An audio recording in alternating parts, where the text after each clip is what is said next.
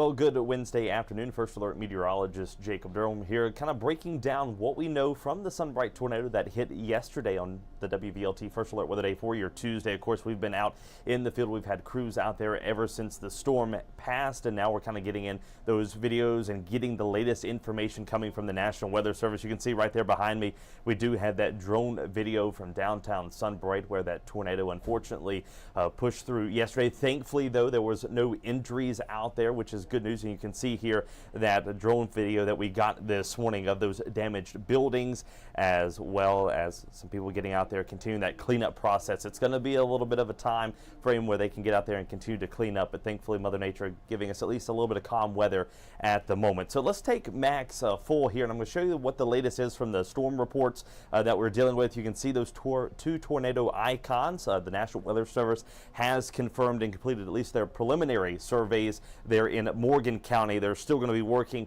up towards Scott County as well, but we'll zoom in a little bit tighter on those and show you, as well as up into southeastern Kentucky, some of those wind reports. So here we go, diving in a little bit closer. You can see that one tornado icon that we're talking about in Sunbright itself, and then you have that other tornado icon that is up in Scott County. Still working to get the latest details on that from the National Weather Service. So far, Jackson, Kentucky, the National Weather Service there in Jackson, Kentucky does not have any plans to go out and survey anything across our communities. If that does change, we'll be the first to let you know. But you can see some snap trees down. Got lots of video out of Whitley County as well as that storm began to move through. But this is the tornado confirmation that we have in Morgan County in the community of Sunbright as we speak. EF1 with winds of 105 miles per hour, a length of 2.8 miles. Now, once again, this is preliminary, so this could change. A width of 100 yards. There's been multiple businesses damaged as well.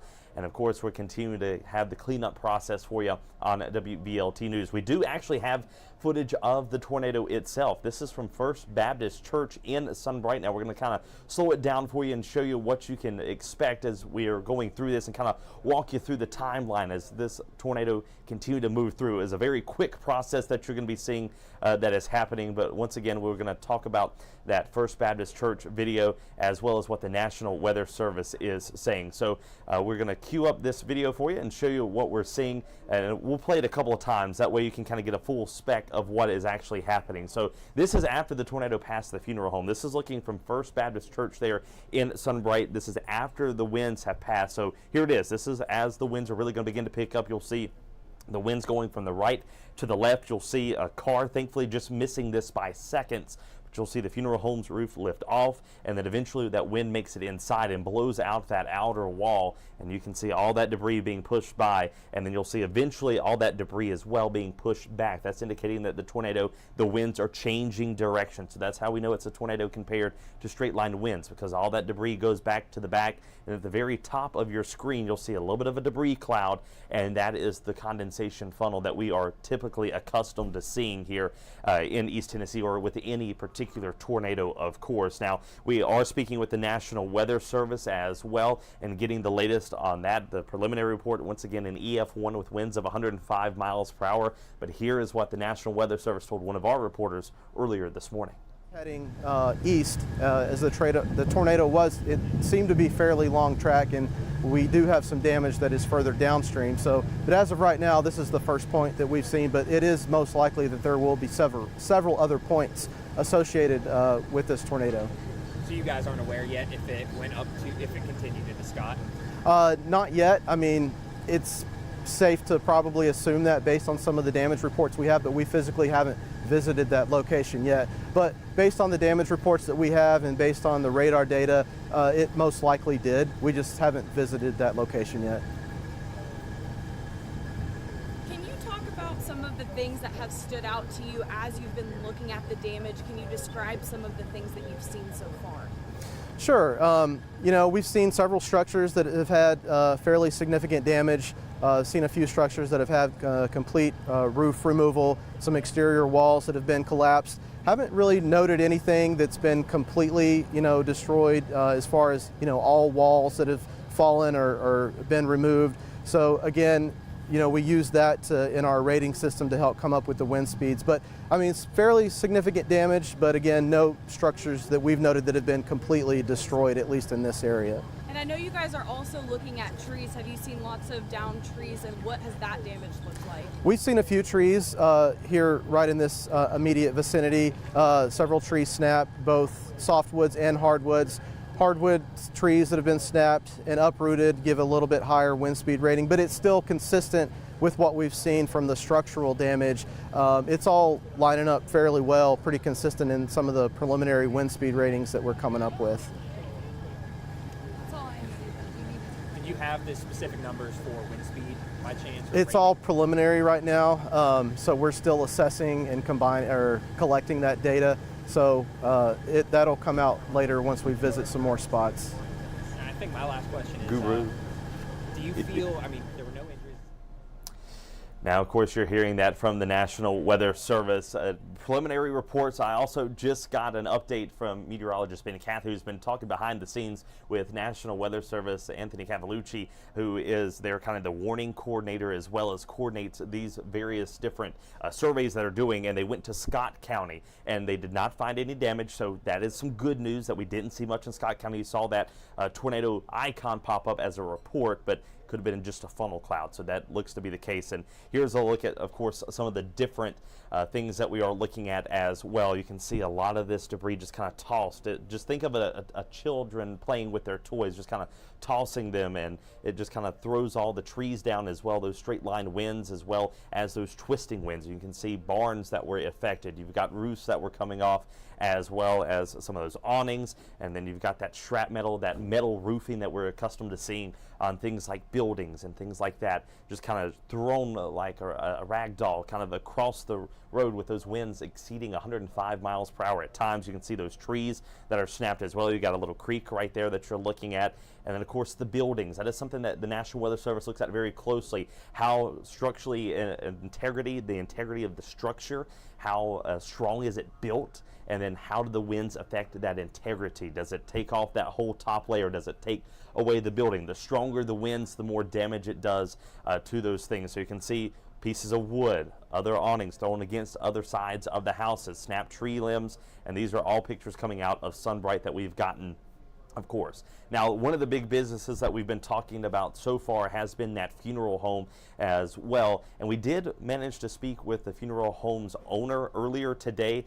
And of course, there's been a lot of damage. You saw that in the video of that tornado kind of forming, how that happened. But here's what the funeral home director and the owner had to say this afternoon.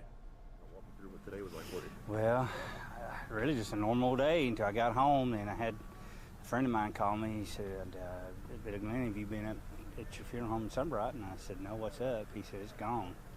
I said, oh man. So I got in the truck and drove up here as soon as I could, and this is what we've seen, unfortunately.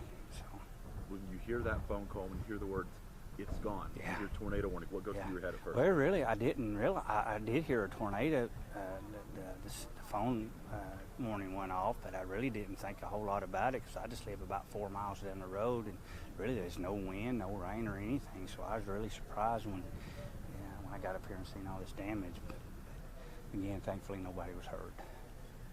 When you got here and you're looking at the place that you own. Yeah, it's devastating. But again, this stuff, it can be replaced. Some things we was wanting to get out for the rain, rearing it is just paintings that, friends over the years had given us, just personal belongings, and that meant more to us than, I guess, the building itself. It's just some of the contents. But, we'll just thankful that nobody was hurt, and we'll just have to move forward. Now you're hearing from the funeral home director. Of course, it's always hard to lose possessions and items, but at the very end, he also stated that it's very nice that we didn't lose anybody, we didn't get hurt, and that is really a big thing coming out because possessions can be rebuilt, but of course we can't unfortunately bring back people that are hurt or injured or that have even been unlucky enough to be killed by these storms. Now here's that video once again of that funeral home that you saw him standing in front of just a moment ago. Look how quickly those winds just come in. It peels the roof off first, and that wind gets inside the building, and then it blows out that outer wall, so you can see that awning and everything just collapse as that wind's inside, and then all of that is strung out to the left side of your screen, and eventually all that debris is pulled back. So whenever you heard meteorologist Ben Cathy as well as Chief Meteorologist Heather Haley yesterday talking about a correlation coefficient, whenever we're looking inside the storm and we can determine that debris is being lofted, this is the stuff that the radar is being detected. Technology has come such a far way, and it's a vital tool for us as meteorologists to break this down for you, because while we are seeing winds turning with height, sometimes it's hard without any ground truth or any visuals on the ground to determine if it's there. But if we see spikes in correlation, a little bit of blue beginning to pop up, anytime we say that, or a little bit of a drop in CC, this is what we're talking about. This is the type of debris. It's either tree limbs, it's leaves, it's dirt, it's rocks, it's housing, unfortunately. It's also wood and things like that just being lofted high up into the storm and then being blown out. Now, thankfully, once again, nobody was hurt or injured or even killed in this tornado, which is a miracle. Then we will be thankful for that. But unfortunately, there's been many businesses and homes destroyed. We also have some drone footage that we've gotten from Sunbright as well. And you can see just that whole top layer there of that building is gone. And that's why we want to tell you, whenever you're under a tornado, wanting to get inside that safe place and be sheltered in the lowest level possible, this is the reasoning behind it, because that whole top level is just kind of completely mangled. You've got debris everywhere, and it would be hard to survive something like this. Not saying it's impossible, but this will, of course, lower those odds of survival during strong and violent tornadoes. Now, this still had winds of 105 miles per hour. It's rated on the lower scale of things, but just look at the damage that this has caused. And, of course, you can see those power lines still on the ground there. You've got the building there on the side of the street. This is downtown Sunbright. Once again, if you're just joining us, we're kind of going over all of this different tornado video that we've gotten. We've talked to the National Weather Service. Good news for Scott County residents. They did not find any damage in Scott County. So they think that this tornado was locally confined to Morgan County, while it did have a tornado warning for Scott, Morgan, Campbell, and Claiborne counties. And eventually that same storm system moved up into Harlan County, Kentucky. This is the area that was most hard hit, and you can see in that drone video as we're flying down the street of Sunbright, you can see that top level of that housing just kind of taken off. You've got some homes that look like they're not touched. You have other homes that unfortunately look like kind of a mangled mess. And you heard the funeral home director say he lives just 4 miles down the road, and they didn't have any wind or anything like that. That's how localized this storm was.